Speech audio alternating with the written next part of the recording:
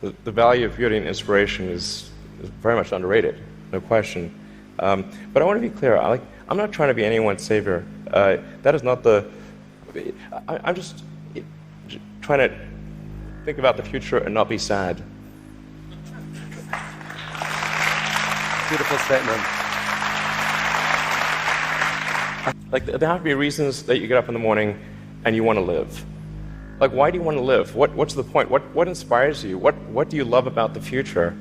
And if we're not out there, if the future does not include being out there among the stars and being a multi-planet species, I find that it's incredibly depressing if that's not the future that we're going to have.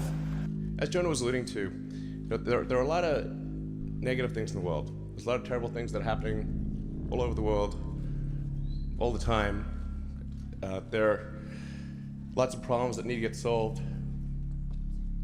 There's lots of things that are miserable and kind of get you down.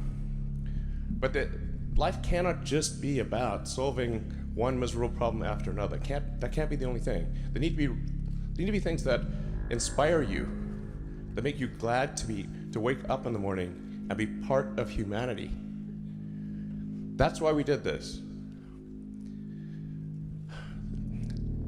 This guy called Tsiolkovsky, one of the early Russian rocket scientists, the great saying, "Earth is the cradle of humanity, but you cannot stay in the cradle forever." It is time to go forth, become a star-faring civilization, be out there among the stars, expand the scope and scale of human consciousness. I find that incredibly exciting. That makes me glad to be alive. I hope you feel the same way. In terms of the motivations, I guess the sort of kind of a long version of the explanation, but essentially, when I was a kid, I was wondering kind of what's the meaning of life, like why are we here, what's it all about, and I came to the conclusion that what really matters is trying to understand the right questions to ask. And the more that we can increase the scope and scale of human consciousness, the better we are able to ask these questions. And so I think that there's certain things that are necessary to ensure that the future is good.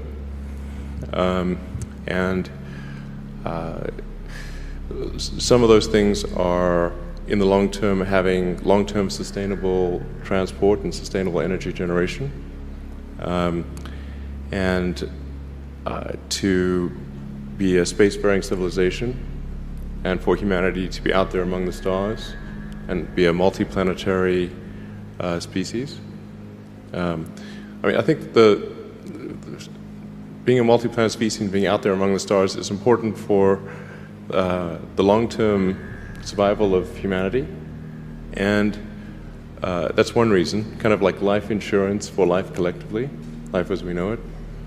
But then the part that I find personally most motivating is that it creates a sense of adventure, and it makes people excited about the future.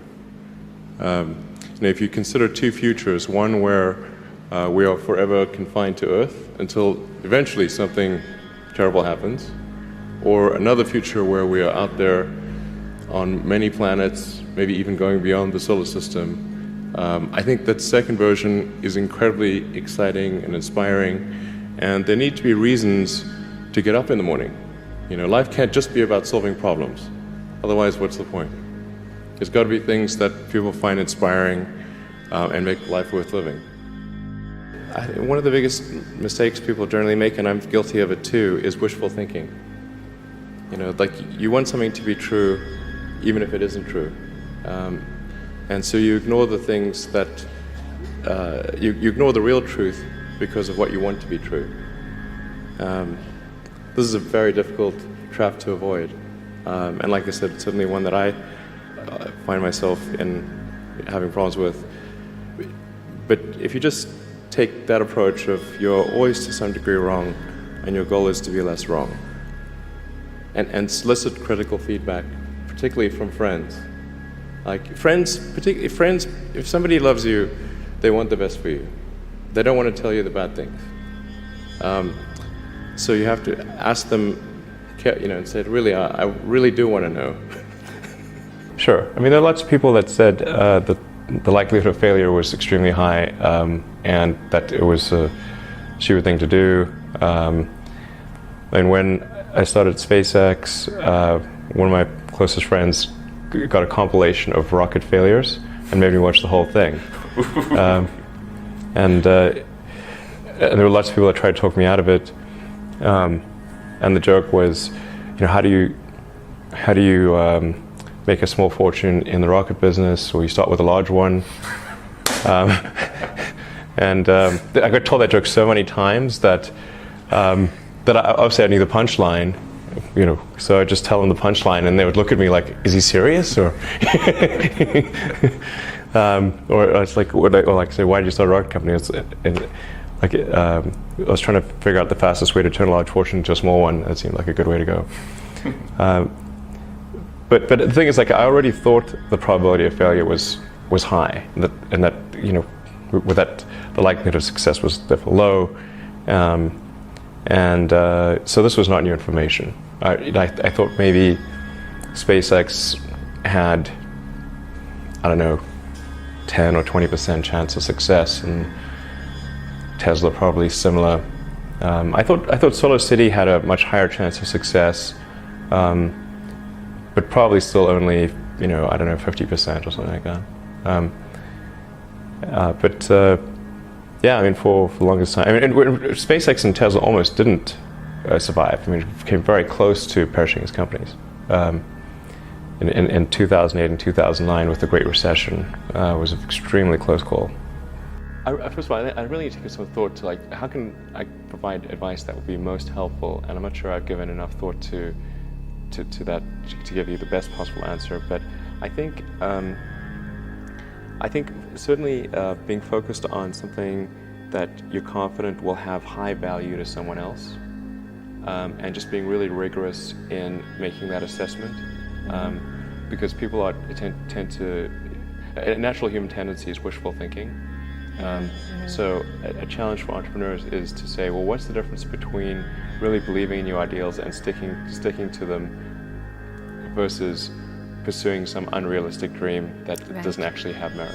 And that is a really difficult thing to tell. Can you tell the difference between those two things? Right. So you need to be sort of very rigorous in your self-analysis.